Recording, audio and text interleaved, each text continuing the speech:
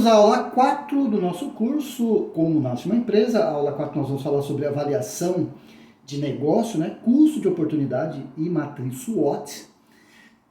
Do curso Como Nasce uma Empresa, então pega sua xícara de café aí, o papel, caneta, puxa a cadeira, para que nós possamos começar a falar do custo de oportunidade, a avaliação de negócio. Então nós estamos falando que o empresário, o candidato a empresário, ele está investindo além do seu tempo, do seu conhecimento, principalmente para a fundamentação de um contrato social, ele investirá recurso financeiro, ou um recurso, um patrimônio no mínimo, uma casa, um carro.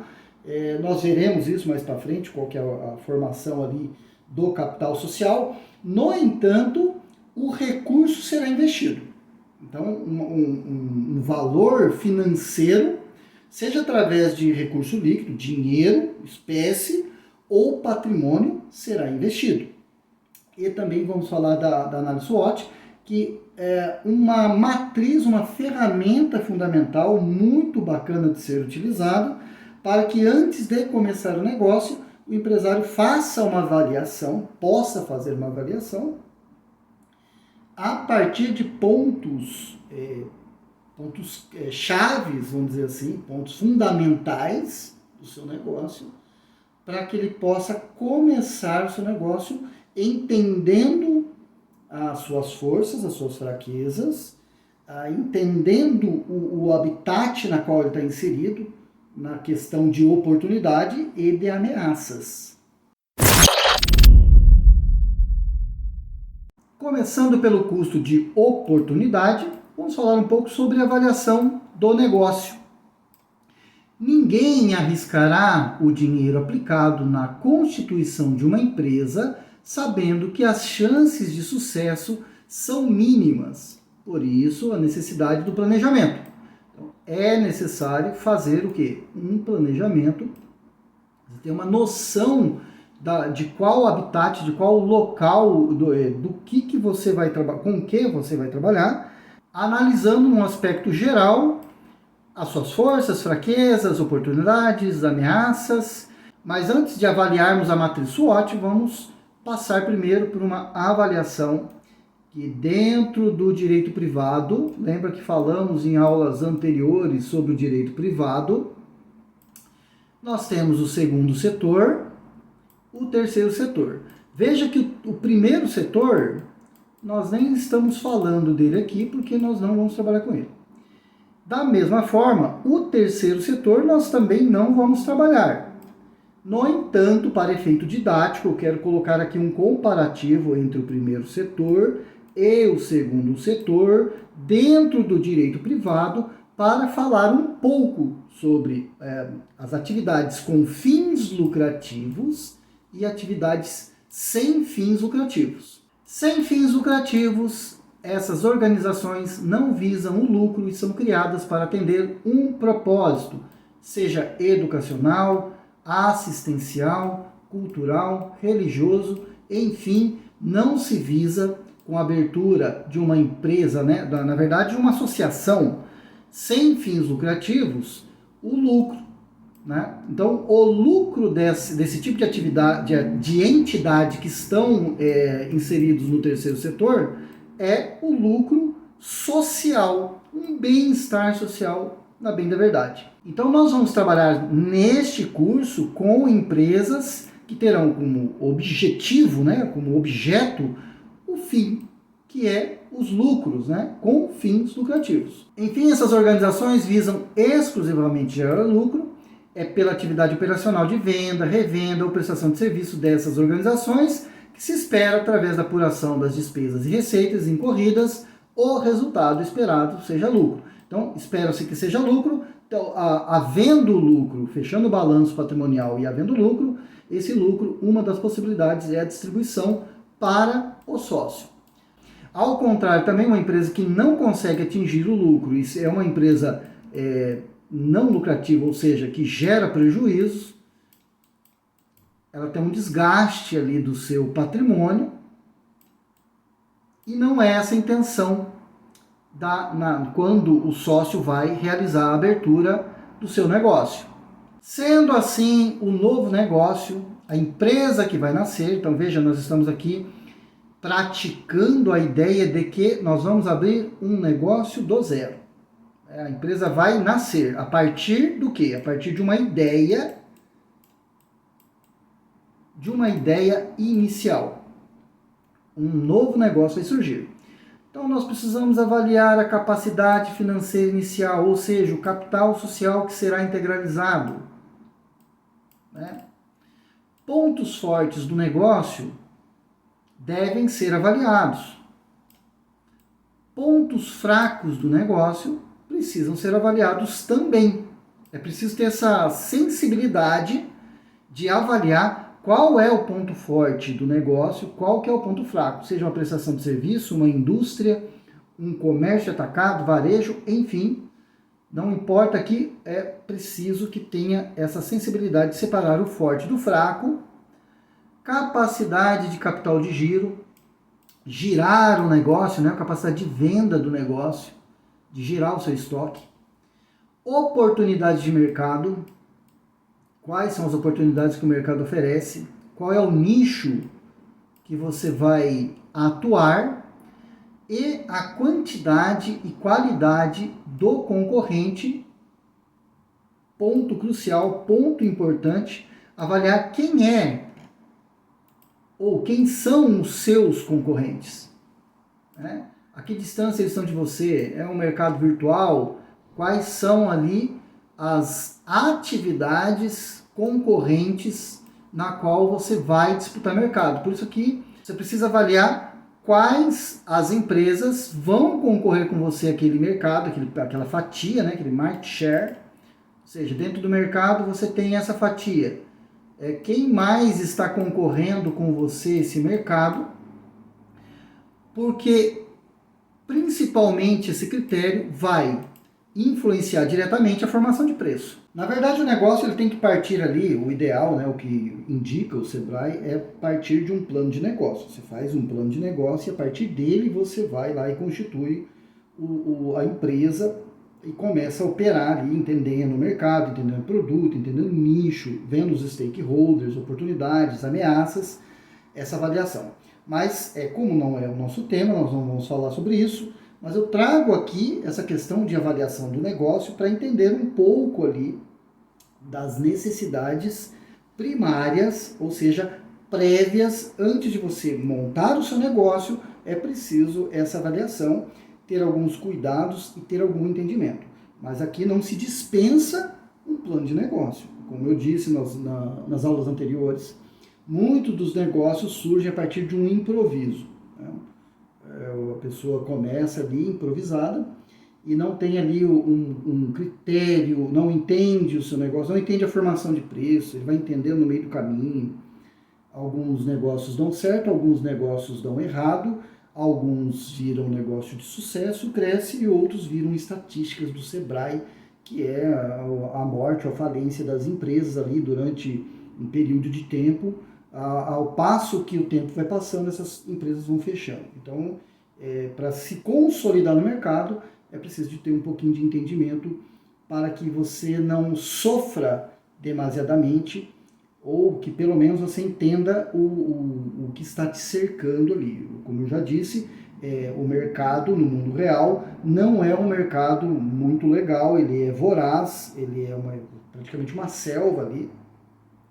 Não é um mercado fácil, não é concorrer no mercado, num nicho, a depender do nicho, pior ainda.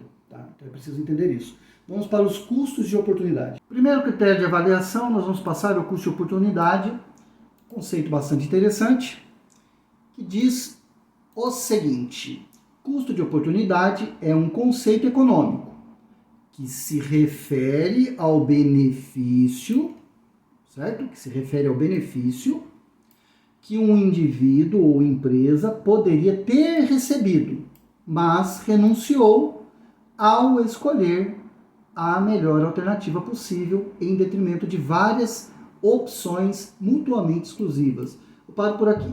Nós temos a possibilidade de abrir um certo negócio. Nós temos o caminho A nós temos o caminho B, nós temos o caminho C e nós temos o caminho D. Então, dentro de várias possibilidades que você tinha para investir um certo recurso financeiro, de todos esses caminhos, você escolhe um deles. Então, o custo de oportunidade é mais ou menos assim. Então, nós vamos dar exemplos aqui. Temos o exemplo A, suponha que você tenha duas ofertas de emprego, a opção 1 é de ganhar 60 mil reais por ano e a opção 2 é ganhar 50 mil reais por ano. Logo você diz, a primeira opção é boa, no entanto, nós precisamos avaliar mais algumas situações. Se você escolhe a segunda opção, seu custo de oportunidade será de 10 mil reais. Então, a diferença entre ganhar 50 e ganhar 60 mil é de 10 mil reais. Então, logo, a melhor opção é a primeira, ganhar 60 mil reais. Diferença que deixou de ganhar ao não escolher a melhor oferta. Então, a primeira avaliação, olhando apenas para o critério de ganhar 60 mil ou ganhar 50 mil, a primeira opção é a melhor, então eu escolho a primeira. Seguindo na opção B, suponha que você tem duas oportunidades de investir 100 mil reais. A primeira é investir em ações que podem render até 10% ao ano e a segunda é abrir uma empresa que pode render lucros de até 7% ao ano. O custo de oportunidade seria de 3% caso decidisse pela opção 2. Se eu escolho a opção de abrir uma empresa, eu tenho a oportunidade perdida de 3% a mais. Aqui, em tese, leia-me, dadas as circunstâncias, aqui é só um exemplo. É claro que é preciso avaliar outras questões, mas para efeito didático, tanto um exercício quanto o outro, é preciso avaliar outras situações. Por exemplo, eu vou ganhar 60 mil reais por ano, e a outra oportunidade é 50 mil reais por ano, mas essa questão aqui de ganhar 60 mil reais por ano, eu tenho que gastar 2 horas para ir e 2 horas para voltar. Nessa oportunidade aqui não. A empresa que está me contratando fica a 5 minutos da minha casa. O que é mais importante para o indivíduo aqui? Porque tem outros fatores. Só para dizer então que os nossos exemplos são didáticos, vou mostrar aqui que de uma opção para outra, ao escolher a que paga menos recurso financeiro, em tese, a princípio, seu custo de oportunidade é de 10 mil. Claro que há outros fatores para avaliar. Da mesma forma, investir em ações. Nós sabemos que o mercado de ações é muito volátil, tem outros critérios para ser avaliado, mas colocar 100 mil reais numa empresa para fazê-la gerar por ano 7% ou investir, ter uma renda de 10% ao ano, lógico, nós temos aqui um custo de oportunidade de 3%. Já a matriz SWOT, análise SWOT, é uma ferramenta de gestão estratégica usada para ajudar uma empresa a identificar suas forças, fraquezas, oportunidades e ameaças. Ela foi criada ali aproximadamente na década de 1960 pelo Albert Humphrey. E é uma ferramenta muito simples, no entanto, bastante interessante, no sentido de que você vai fazer um mapeamento. Você pode fazer uma situação muito simples. Por exemplo, faz uma anotação de quais são as suas forças, Depois você faz uma anotação do que você acha que são as suas fraquezas, faz uma anotação do que poderia ser uma oportunidade de negócio e o que poderia ameaçar o seu negócio. Fazendo essa avaliação, o critério da análise da SWOT, que é está as siglas em inglês, mas seria o seguinte: o que é força, você mantém. O que é fraqueza, você trabalha, o empresário tem que trabalhar para se tornar força ou deixar de ser fraqueza. Também tem a oportunidade de mercado, a identificação da oportunidade ou possível oportunidade e a avaliação de uma possível ameaça. Veja que a questão da análise SWOT, principalmente, ela fica evidente quando nós falamos da Covid-19, na qual ninguém esperava que uma pandemia pudesse ali fechar tantos negócios ou ameaçar de forma significativa muitos negócios. Alguns cresceram, é claro, tiveram oportunidade com a pandemia, outros sofreram ameaça. Por exemplo, academias, empresas de alimentícia, né, oportunidade para aqueles que vendiam ali, farmácia, por exemplo. Né? Farmácia teve uma alta procura por itens, né, como máscaras, luvas, álcool em gel, né? Então veja que para uns é uma oportunidade, para outros foi uma ameaça. Só para citar aqui um exemplo da Covid-19. E falando das forças, são atributos internos da organização. Você controla as suas forças? Sim. A fraqueza são também considerados fatores, né? São fatores internos. Ambas as forças e as fraquezas de uma empresa são controláveis porque são considerados internos. Eu posso fazer da minha fraqueza uma força ou diminuir a minha fraqueza, manter a minha força ou inclusive aumentá-la. É possível o controle dessas forças e das fraquezas pelo futuro empresário, para aquele que pretende abrir o seu negócio. Da mesma forma, nós precisamos analisar as oportunidades, que são fatores externos, assim como as ameaças são fatores externos. Sendo fatores externos, eu não consigo controlar. Não é possível, por exemplo, eu controlar uma decisão do governo. O governo decidiu que vai haver uma reforma tributária e isso vai impactar significativamente o meu negócio. Acabei de abrir ele e já tem a reforma tributária aumentando a carga tributária em quase 27,5%. Está sendo estimado de carga tributária. Seria ali uma das mais altas do mundo. Por exemplo, só para citar um país aqui que eu conheço, a Noruega é em torno de 25%, o IVA. Então veja que são ameaças e também são oportunidades, como eu dei o exemplo da Covid-19, foi oportunidade para muitos negócios cresceram na pandemia. Vou falar aqui, citar um negócio que cresceu na pandemia, sem falar atividade, o negócio online.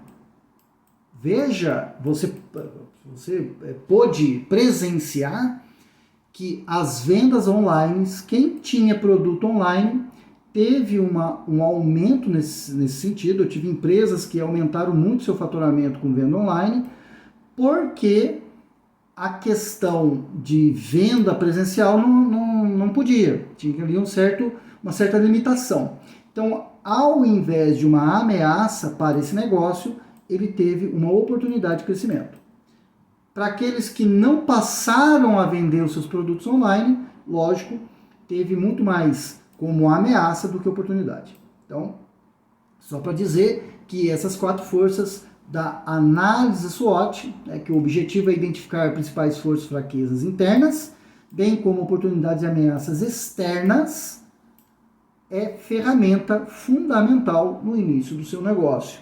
Muito bem, perceba que a atividade que o empresário ou o futuro empresário, o candidato a empresário vai exercer é importante no sentido de avaliar os seus negócios, porque haverá, como eu disse anteriormente, haverá dinheiro investido, haverá uma sociedade talvez, se ele não for ficar sozinho, como um empresário, como um unipessoal, vai ter pessoas envolvidas, vai ter contratos envolvidos, vai ter stakeholders envolvidos. Então, há uma seriedade no sentido do contexto, porque você vai para a parte jurídica, você vai trabalhar com uma parte, vamos dizer assim, burocrática, no conceito de abertura, registrar o seu negócio, ir para o mercado.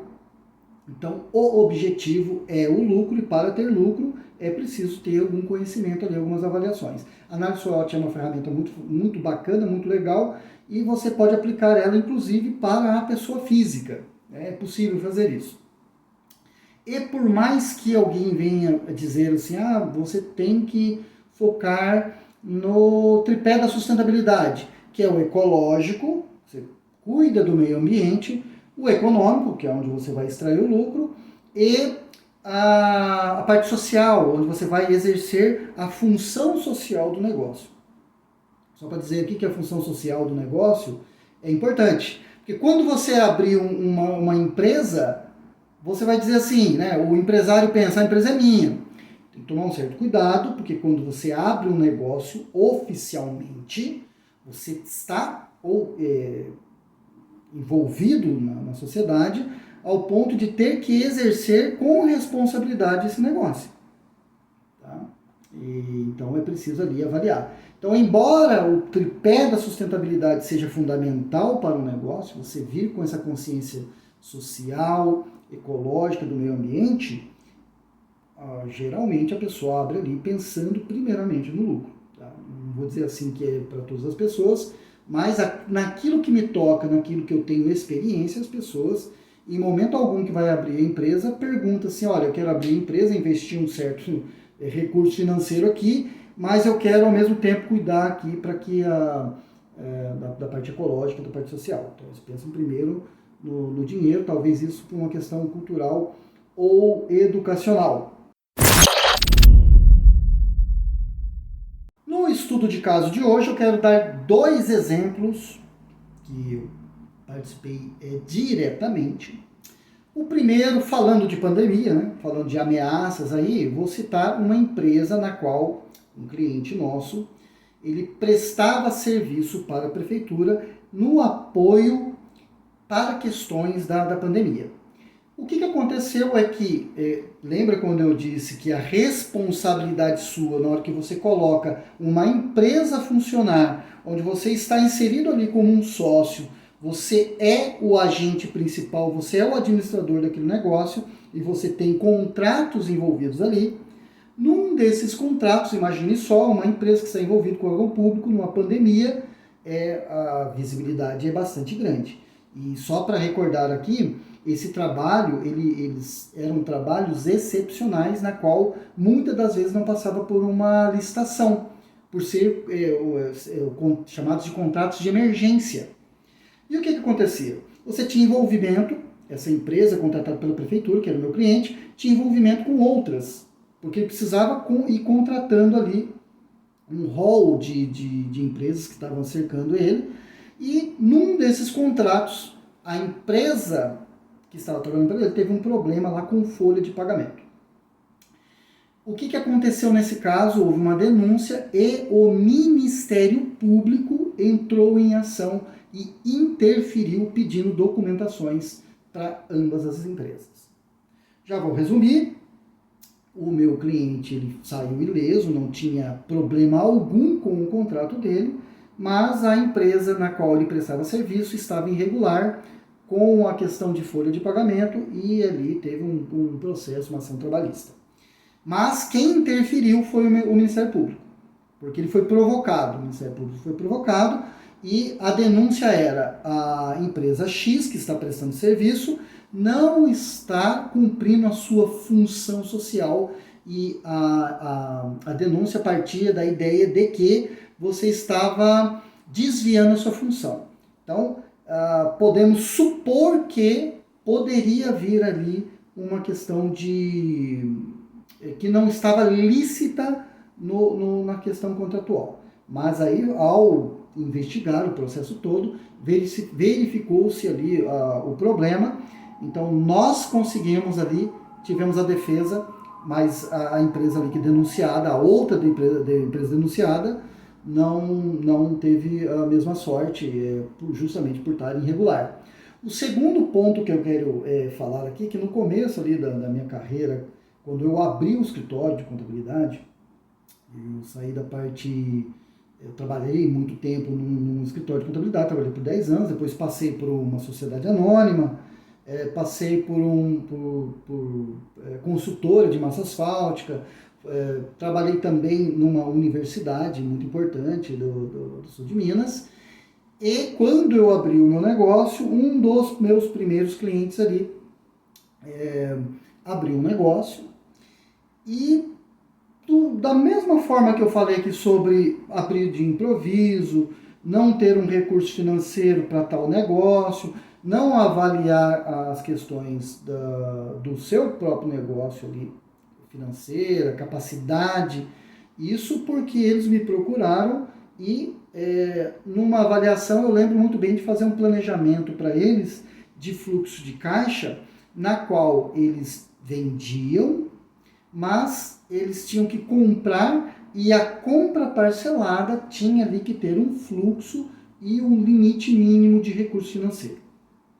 O que aconteceu é que um dia eu fui nessa empresa para fazer uma compra e era uma distribuidora, e eles estavam com uma dificuldade muito grande de começar o seu negócio, ao ponto de não ter um refrigerante muito famoso aí que todo mundo bebe aí nos domingos.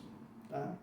Então, só para você entender que um refrigerante na qual toda ou quase toda a sociedade compra, eles não tinham lá disponível, uma distribuidora.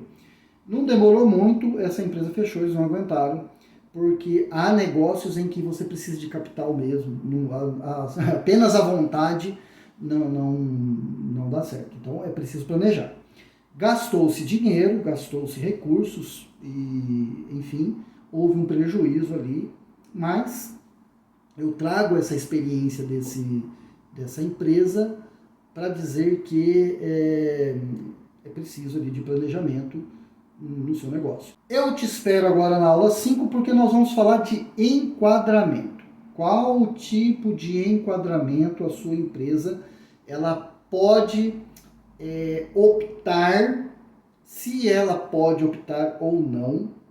Então nós vamos falar nessa próxima aula na questão do faturamento. Então nós vamos ter que ter uma ideia de faturamento para que no início do processo você possa enquadrar. Então veja, está tudo amarrado, está tudo vinculado a um planejamento, até o quanto aproximadamente você vai ganhar no ano, você vai precisar saber para esse critério. Te espero na quinta aula.